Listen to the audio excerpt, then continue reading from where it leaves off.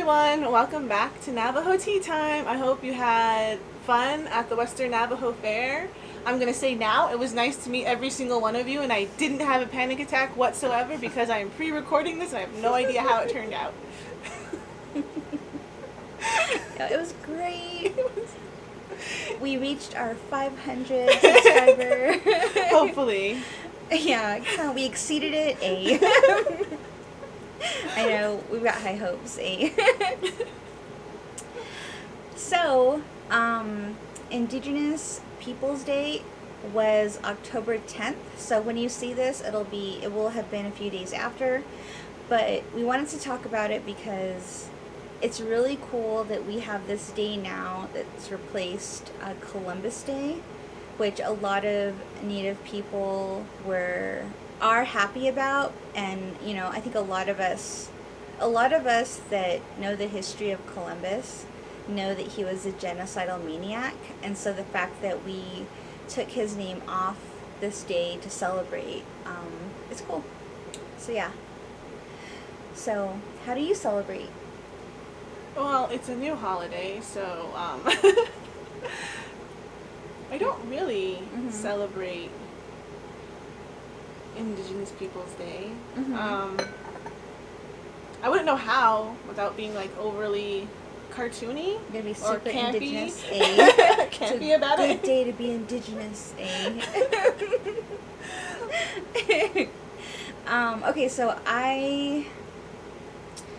the way I do is I just start posting stuff from history like online, and I like to cause a ruckus. Just poke people's buttons. Just talking about the true history of America and our peoples. Sometimes I'll highlight our warriors, sometimes I'll highlight our matriarchs, sometimes I'll highlight our culture, I'll highlight our, modern day movers and shakers, you know what I mean? Just kind of like celebrating our people as a whole. And just being proud of who we are, I think we have a really rich history, and I'm very proud to be Indigenous to this continent, to this country, to live on my homeland. And so I think just putting that gratitude out there, out into the world, the virtual space, is something I do. But other than that, I just take the day off. Because I work for an institution of higher learning, so we get the day off on that day. So I know that at the time of this recording, it'll be, if it's over a week away, so I'm planning to be home. I'll probably be like a little burnt out from all of the concerts that I plan to attend at the fair. And I'm pretty sure I'm going to be home with my family, relaxing, and just getting ready to go back to Saley. And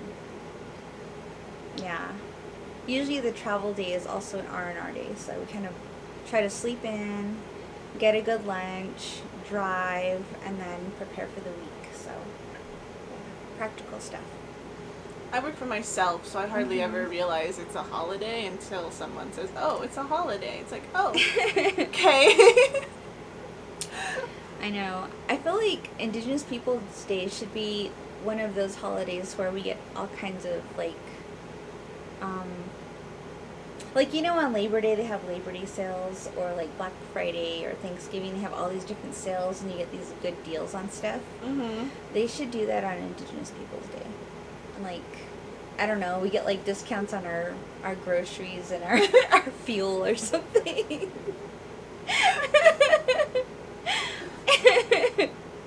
Like all of our natural resources are discounted by 50%.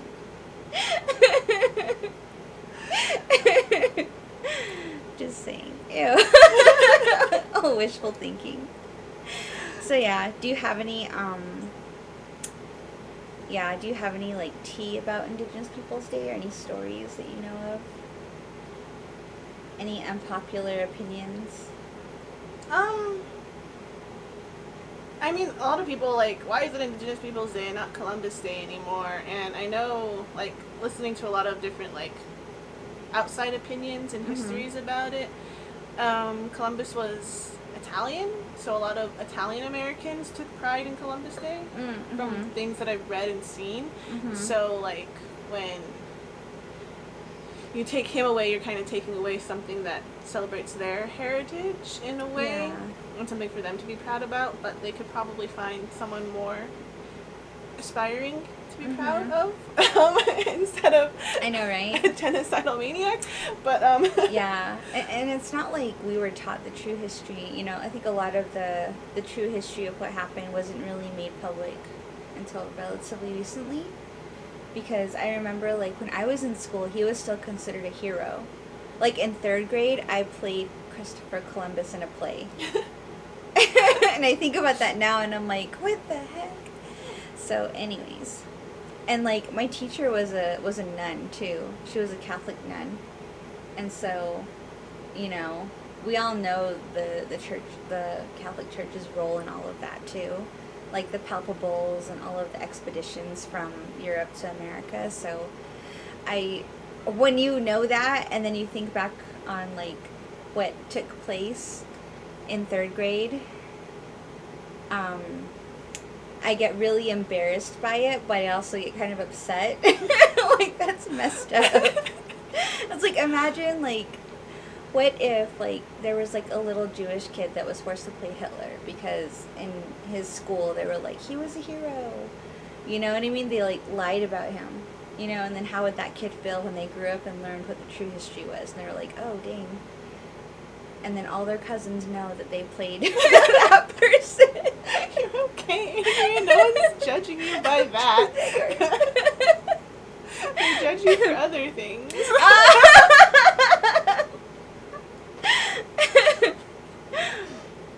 Okay, so that's it. That's the episode. Just kidding. I don't know what else to say about it. I mean, it's a day. I don't know, like, sometimes I feel really weird about, like, these overclaimed holidays. And sometimes it's just disingenuous, or, like, you're putting a lot of effort in the wrong thing. Like, replacing Columbus Day with Indigenous Peoples Day, we could have just gotten our own holiday instead of just trying to mask something else. But then also, like, all the time and effort and legislation that goes into creating a new holiday or changing the name and nature of a holiday, you could have went into actually making a curriculum in the school system so people learn about the proper history. And sometimes it just feels like, I don't know, like, oh, here, we gave you a holiday, aren't you happy? Yeah. Sometimes that's it does kind of like, yeah, it smooths over the problem. Like, okay, now be quiet. You got your day designation, now be quiet. That's what I kind of feel like happens, you know, because I've heard, like, Bill Agana say that, like, to my face. Like, you got your day, like, chill out, we don't want to know about your history. You know, like, they really don't care. And this is in Flagstaff. And it's in a college setting, you know what I mean? And it's like, you know, that kind of dialogue is encouraged, you know, but I mean, not like hateful dialogue, but like an honest, candid dialogue where you can talk about these issues in a classroom. But, you know, there was a big majority of people that were just like, we don't care about this, you know, and I'm there like, dang, this sucks. You know? It sucks to be the only Navajo in class today, you know? But yeah. I know some of the people that fought for this designation, though, and so shout out to them for all of their hard work. I mean, I know that they could have been, you know, fighting for another issue, something more important, but, you know, they felt like this was something worthy, something worth fighting for. And I did go to a couple of the protests too. I think I actually spoke at one at City Hall. So I'm not saying it's like bad or wrong. I'm just saying, like, it's a tiny band-aid on a broken leg. Yeah. Yeah, I understand what you're saying. Though I don't agree. Hey, just kidding. I don't agree. It's okay. So yeah, but like I said, like, holidays, they're all made up, unless, like, they're, like, I don't know, even religious holidays are kind of made up, but just, they're very personal lies, and when like the government and everything gets in, like, no, this is the day we're selling Indigenous peoples. Yeah. It's like, okay, it's kind of like Halloween. This is the only day you celebrate Halloween. Everything else is normal. So, like, when they make a specific Indigenous Peoples Day, it's like, this is the only day where we get to recognize and talk about everything else. Every other time, you just shush and don't talk about it. Because you have your one day of the year, and that's when you can talk about it. Or you should talk about it, at least, or think about it. You know, Yeah, and I don't think puts that's a lot like, to ask. Barriers around when you're like, this is the one day for Indigenous people. Yeah, but if that day wasn't there, would they talk about it at all or care? Would there be any kind of, you know, promotion going into it? I doubt it. I don't think so, because there wasn't before. I mean, like, some people like say like, I'm Indigenous every day or something, you know? Oh yeah, like that. It's Indigenous every day. It's like, it's Halloween every day, you know? Like, yeah. I see your point. So I think that I don't know how we're gonna celebrate. I guess I don't really celebrate it. I just kind of share a few things online. It's not, acknowledge it. I feel like yeah, it's yeah. I hold space for it. Eh? Well, like, you know, like, if in the school system and everything, like, you know, when these other holidays come up, like President's Day, Veterans Day, Memorial Day, schools do kind of do little special history and school activities. If that was implemented in the school system with Indigenous Peoples Day, I think that would kind of help further the cause and the purpose of, like, recognizing different peoples in different locations and knowing that there's the colonizers and then there's Indigenous people of that area. Yeah. From all over the world. Yeah, I agree. And I think just introducing that vocabulary to children is important. I know some people think it's like, oh, why do you have to be so politically correct? Why do you have to care about these terms? But I really do believe that we can speak, you know, the future into being. We can speak reality into being. So what we say does matter, and the words we use do matter, and the vocabulary we choose does have an impact. And when you introduce words like colonizer or colonization into a children's lexicon, what does that do to them? You know, what connections does it make, and what questions does it form in their heads that they can then ask others, whether it's their parents or friends, or whether they go to a library and look it up, you know? And I think that that's important. I think introducing that vocabulary does matter, because too often people, they are so quick to look the other way and focus on other things that these important issues and these important histories, they get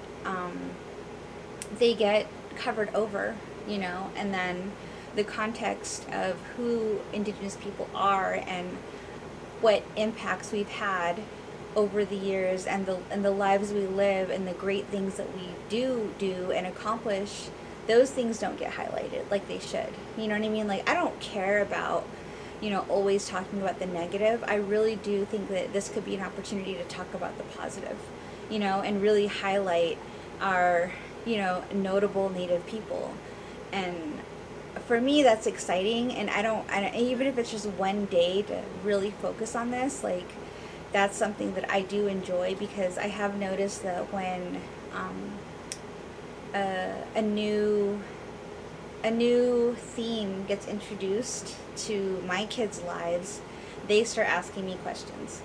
And so, you know, I end up having these conversations with them, and they're conversations that they normally wouldn't have access to until they got to, you know, college, into a classroom, because that's when I was introduced to it, because I was in the American Indian Studies program and the Applied Indigenous Studies program. So they're not there, but they have me and they have their dad, and we have that education that we can, you know, the education, we have the references, we have the publications, we have a whole library in our house with all these different books that they can read, and we can point them to it. And I started buying like kid-friendly versions of books for them, so they can start to read about it, and they come with like illustrations and like photos and stuff. So yeah, I mean, I'm one of those parents that does that.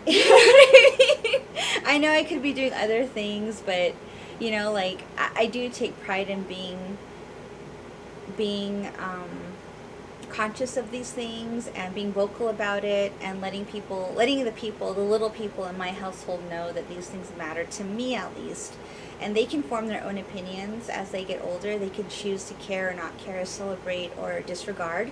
But, like, I guess just within the little universe that I have in my home, it's like, well, you're here, I'm here, I have this knowledge, I'm going to impart it to you, this is my gift to you, and you can do with it whatever you want. It can go in one ear, out the other, you can throw it in the trash, but guess what, you're going to carry this for a while, because that's your responsibility as an Indigenous person, and this is the weight that you carry, this is a part of your identity.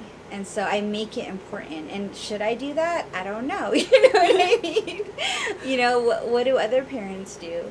You know, do you do that with your kids or not? You know, so, but that's what I do at least. And so, and my kids are older too. You know, they're like middle, like the majority of the kids now are like middle school, high school. So they have a lot of that, the capability to absorb information and ask critical questions back, and to also, you know, bring in different, like, the narratives they're picking up from school and their friends, and that makes for really interesting conversations, because sometimes I'm just like shocked. Right now the questions I get with my 5-year-old is, no, you can be friends with both Abigail and Aaron. You can have two friends. You can be friends with both of them. It's not pick one or the other. I don't know why. She has it in her mind she can only have one friend at a time. It's like, no, you can have more than one friend. It's okay. That's just how mom works. But everyone else can have more friends. Those are the conversations I have with my 5-year-old. Now that she's in kindergarten. Aww. I know, my son's in pre-K right now, so he's really obsessed with dinosaurs, and that's all he wants to talk about. Like, he's always like, he says Rhinoceros Rex instead of Tyrannosaurus, so he says, you're a Rhinoceros Rex. And I'm like, son, no I'm not. And that's all he wants to talk about. Like, at night he'll bring me his book, and it's like, you know those first 100 books? So it's like the first 100 dinosaurs, and I'm sitting there like reading all these freaking dinosaur names, and I'm like, oh my god, this sucks. But I have to do it, you know, because he loves it. And I'm just like sitting there like reading, all these dinosaur names, and I'm like, it's funny because, you know, they just like made that up. You know what I mean? Like off the top. Well, there's like weird, like sometimes there's like Latin. I know they have mixtures. Latin root words and stuff, and like the end caps like Saurus, but still after like 50 of them, you're just like, come on, guys. You know what I mean? Anyways, I'm not gonna dig on science right now, so like or the naming of things. Or the naming of things. Have you ever seen those pictures where like they show like the skull of a hippopotamus, and they're like, how archaeologists would draw this and what it actually looks like. So it's like, what did the dinosaurs really look like if our drawings are so off on what animals look like? I know, right? Dang. I had a question for you with like your indigenous peoples, like indigenous whatever. I'm sorry, I do that a lot. But like, I'm all dang. Indigenous people, do you only consider the people of the Americas indigenous? Or do you try and think of, like, European indigenous people, African indigenous people, you know, Asian indigenous people? I think of, like, if you are indigenous to a place, like a continent or a country, that means that's your homeland. So oftentimes there are history, stories, like we have the emergent stories, we have the Dééh, we have the, you know, these stories of how we came to be in that place. And so that's what ties us to that place, because there's this long history of like, this is where Creator set you, right? In that way. Or this is where you emerge from. This is where your history begins. This is where your bloodline begins. And so, like when I think of indigenous peoples of the Americas, I think of all the different tribes in America. I think of all the southern tribes from Mexico all the way down to South America. All the first peoples and original peoples of, you know, up in Canada. So I think of like, you know, all of us who have that connection to the land here. And then there's indigenous peoples to Europe, there's indigenous peoples to Asia, to every continent, Africa, right? And they have stories that hold them to that place. And so, and the reason why I think about that is because I think about the Peoplehood Model. You know, as you know, my husband, he has his PhD, and he studied American Indian Studies, and he and I shared a professor at the University of Arizona, Dr. Tom Holm, and he created this new knowledge and these ideas about peoplehood. What is peoplehood? And there's certain elements that designate a people. So there's like history, language, spirituality, all these different elements that make a people who they are, like related to their culture, I guess, so like this is what makes the people, sacred ceremony, all of that. And so my husband talks about that a lot too in his books and in his research. He started to kind of add to that knowledge. And so we have this conversation all the time because he's also a writer. And so I get to read what he's writing, and he'll walk me through the figures that he's creating and the ideas he's forming, or new information that he's pulled. And we have these conversations. And so that's kind of informed my opinion about what a people is and what Indigenous peoples are, or who we are. You know what I mean? So that's how I think about it. What about you? Well, I just because with us Indigenous people, we always think of Native American people specifically. Yeah. And I know coming up with a really big pop culture one, in Frozen they have the Sami people who are indigenous to the Norwegian area, and so they're clearly separate from the ruling class or the ruling people. So those people would still kind of be colonizers to that own area. Yeah. And I think also in Japan and Southern Asia, there's the indigenous people there, but then also the current people living there are still kind of the colonizers, because there was people who lived there before them. Yeah. That they overtook. And the dictionary definition, the Oxford Dictionary definition, is originating or occurring naturally in a particular place, so native.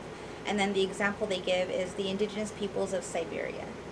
So, like Russia, Yeah. So yeah, I remember back in the day, I used to read a lot about the people's histories, and it was mostly the history of Europe, and I was fascinated with European history because before the Crusades, there were a lot of people that behaved the way our native people behaved. They practiced ceremony. They had more of they had tribes. They had an organization.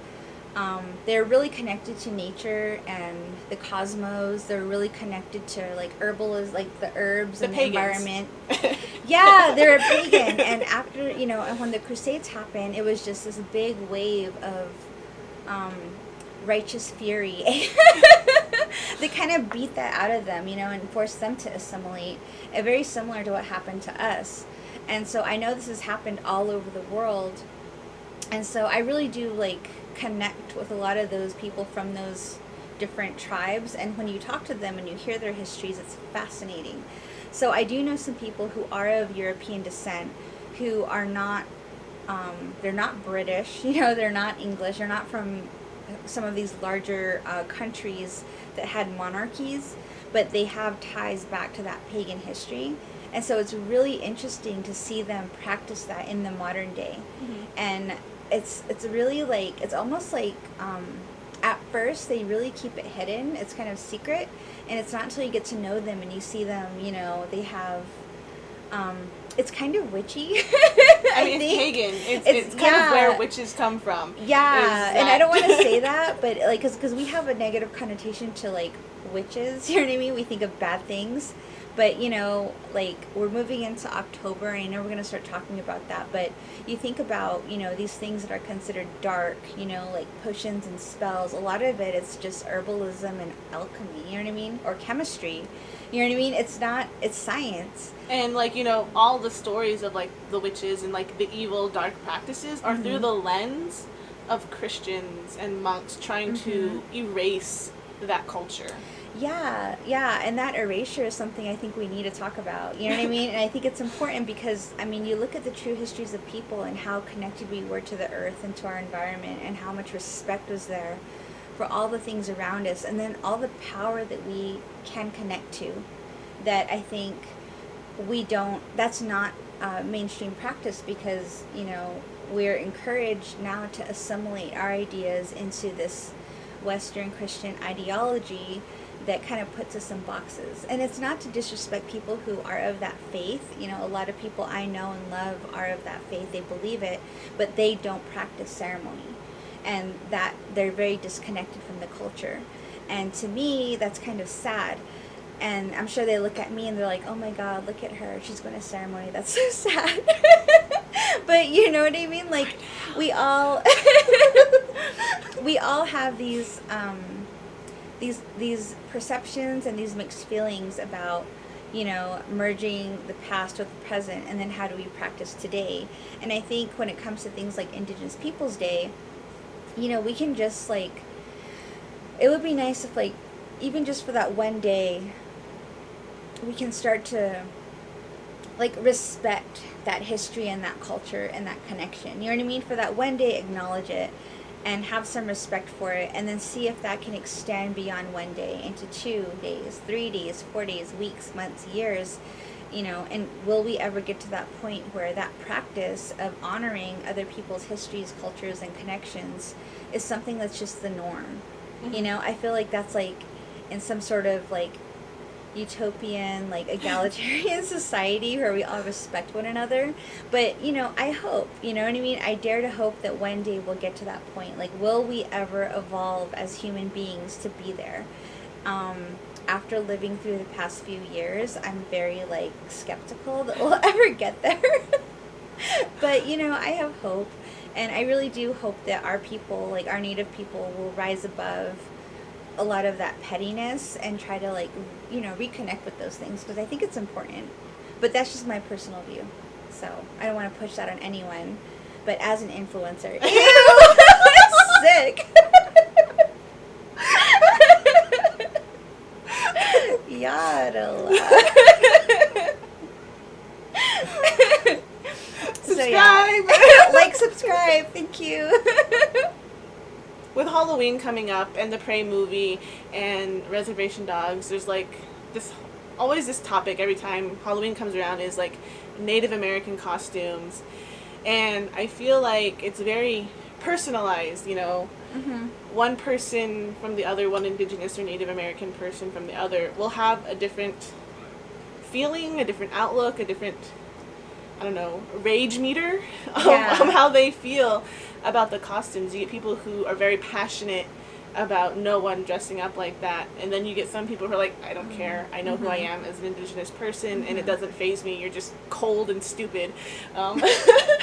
You know, because those costumes are very revealing and short, so you're probably freezing your ass off. But so yeah, it's definitely an individualistic, personal view of, like, how someone's going to approach you with those costumes. And I feel like that's, like, with every costume. Like, some people who really want to dig at Christianity dress up as priests and nuns, you know, but that's also someone's culture and religion. But because Christianity is so dominating, it's this term I heard where you're punching up instead of punching down. So I feel like the difference with dressing up as a Native American person is we're already so oppressed and systematically, you know, restricted and restrained that when someone else from our society dresses as the Native American person, kind of in, like, in a mocking, joking way, it's sort of seen as punching down. But when you dress as, like, a nun or a priest, because they already have so much power and authority in so much of the world, it's a punching up kind of mockery. So that's why it's more acceptable. But again, it's definitely, like, a personal take and a personal issue. Yeah, how do you feel about people dressing up as Indian? Or, like, as a warrior princess or Indian princess? Like, so I have one friend in college, her favorite Disney princess was Pocahontas, and it was, like, she genuinely loved the character and the story and everything. Yeah. So you have to I feel like you have to talk to the person and see, like, if she dressed up as Pocahontas when she was younger, it's because she really, really loved the character and loved the story. And that's not something to be mean about and hateful about. But if, like, someone's like, oh, it was just a cute little costume last minute, whatever, you know, it's like, okay. But, I know. Like, so the topic is appropriate cultural recognition. And this does it is in alignment with Halloween and, you know, dressing up in costume. And, you know, I've always wanted to dress up as a geisha because geisha are so beautiful. I love their hair, their makeup, their kimono. But after learning about cultural appropriation, I'm just like, I can't ever do that.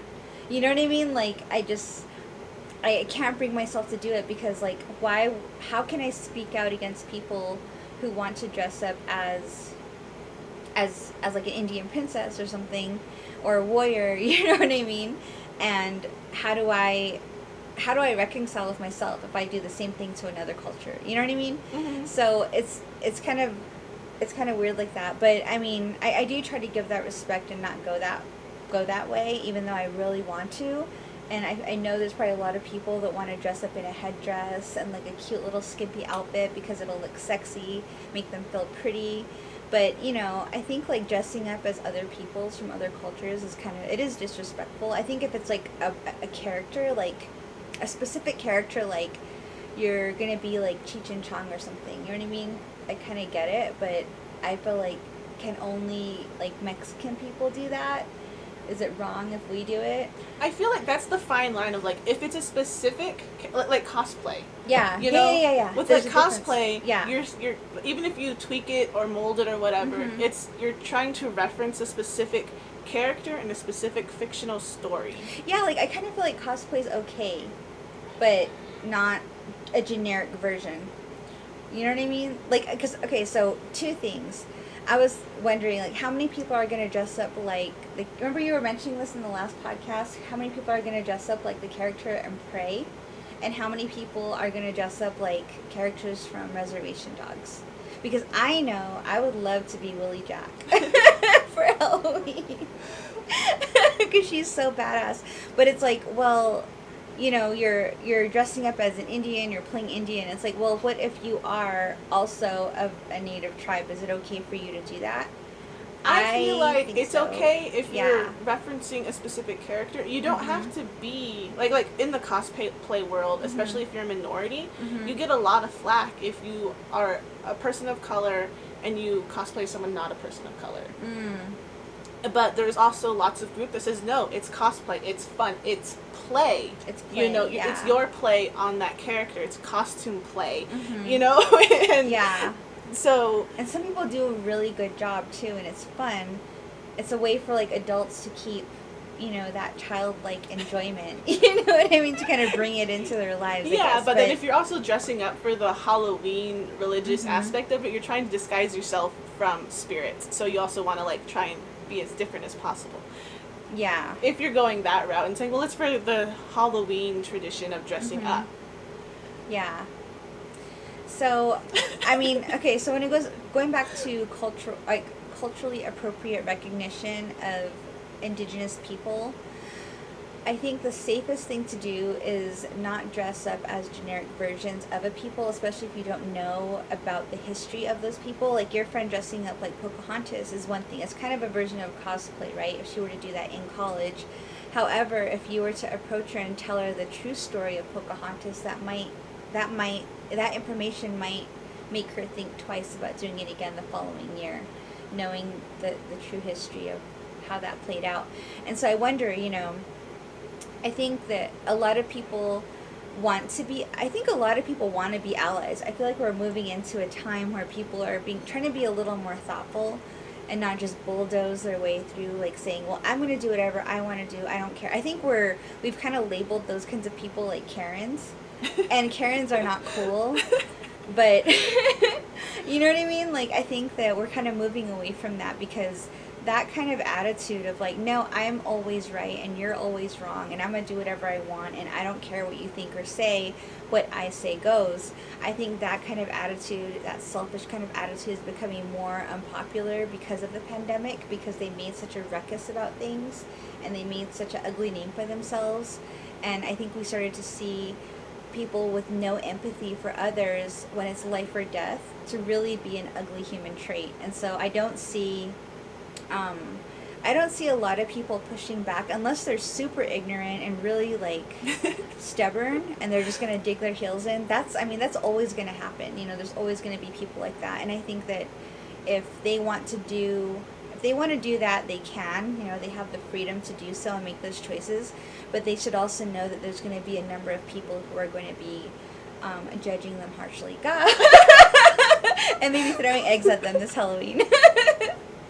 So you made your choices. Yeah, like, I always feel like if you're referencing a specific character, or like video games right now, there's a lot of RPGs where like you can create your own character in those games, and you can like, and then you transfer that to your costume. Yeah. That's what I did one year for like Skyrim. Obviously, I'm not Norse, and you know the Viking era where some of those where that game is placed. Yeah. But you know, me and my family did like a little Skyrim theme of our costumes and our little trick-or-treating area, so... Yeah, and last year I dressed up as Nashjai Asta, who was Spider-Woman in our creation story, and what I did was I wore this, it was like a spider web dress. It kind of had this kind of material, and it was like a spider web dress with like, you know, draping, and I bought these, it's like a harness with spider legs. There were like 8 spider legs, and I put that harness on, and then I got a white wig, and then I painted my eyes like kind of like it was kind of like Vampirella kind of eye makeup, but I did the spider webs up here. So, and then I wore like jewelry, and I carried around weaving tools. So, because that's her story, you know, she taught us how to weave. And for me, that's kind of a way of cosplaying a person in history. So it'd be kind of, you could probably liken it to someone dressing up like Beethoven. You know what I mean? Or Jesus. You know what I mean?